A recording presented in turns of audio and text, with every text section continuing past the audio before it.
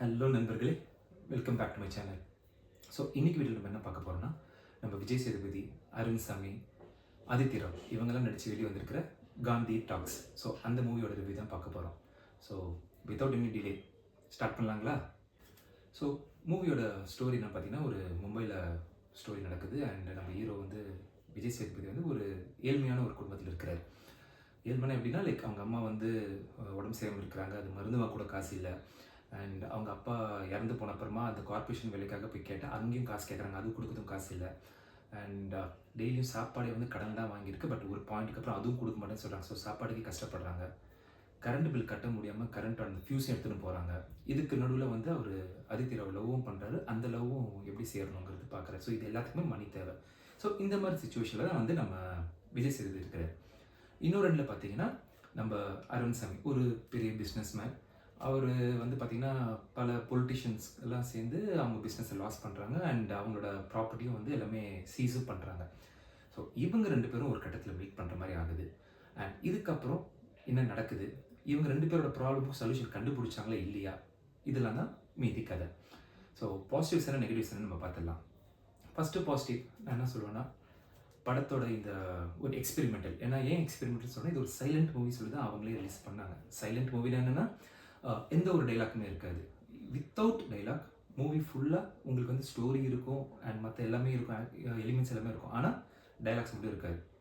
So அந்த எக்ஸ்பெரிமெண்ட்டில் வந்து இவங்க சக்ஸஸ் பண்ணாங்களா இல்லைன்னு கேட்டிங்கன்னா, என்ன பொறுத்தவரைக்கும் சக்ஸஸ் பண்ணியிருக்காங்க. ஏன்னா நல்லாவே நம்மளுக்கு வந்து கன்வே ஆகுது என்ன சொல்ல வராங்கிற மெசேஜ்.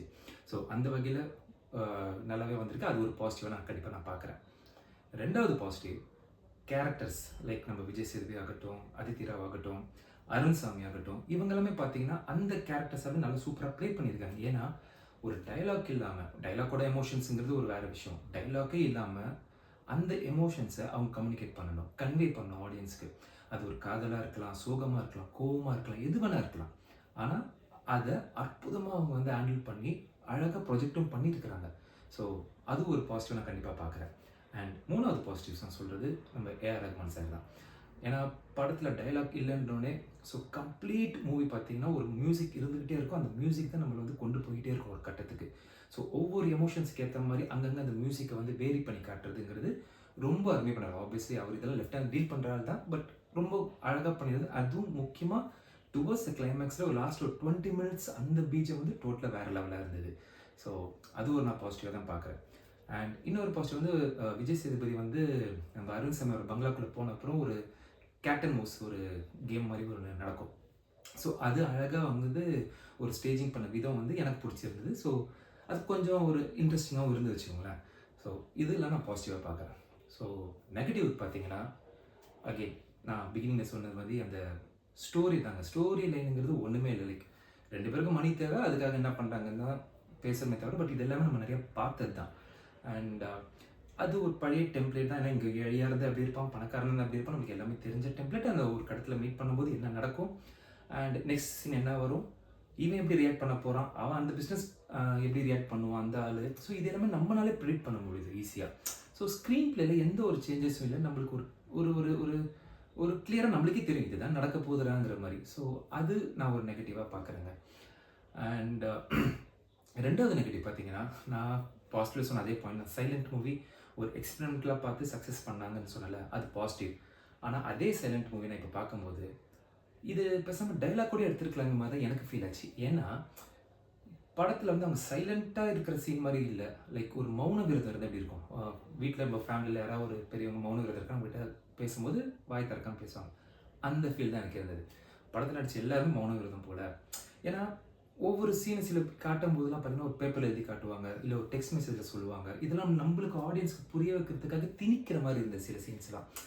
அதை இன்னும் கொஞ்சம் நேச்சுரலாக ஒரு மாதிரி போயிருந்தால் நல்லா இருக்குமோன்னு ஃபீல் ஆச்சு. ஏன்னா பழைய பேசும் படமாக பார்த்தீங்கன்னா அந்த சீன்ஸே வந்து ஒரு பேச முடியாத ஒரு சுச்சுவேஷனில் அவங்க வேறு மாதிரி கம்யூனிகேட் பண்ணிக்கிறாங்க. அது நம்மளுக்கு ஈஸியாக கனெக்ட் ஆன மாதிரி இருக்குது. பட் இங்கே எதிரெதில் இருந்தாலுமே அது ஒரு மாதிரி நம்மளுக்கு ஒரு அந்த மௌன விரதம் ஃபீல் தான் எனக்கு வந்தது பர்சனலாக. ஸோ எனக்கு அது பெருசாக எனக்கு சரிப்பட்டு வரல. ஸோ அதை நான் ஒரு நெகட்டிவாக நான் பார்க்குறேன். அண்ட் மூணாவது பார்த்தீங்கன்னா, அருண் சாமி வந்து ஆக்சுவலாக வந்து ஒரு ஒரு நல்லவராக தான் காட்டியிருப்பாங்க. பட் டுவர்ட்ஸ் த எண்டு வந்து அவர் ஒரு பிளான் போடுவார் லாஸ்ட்டில்.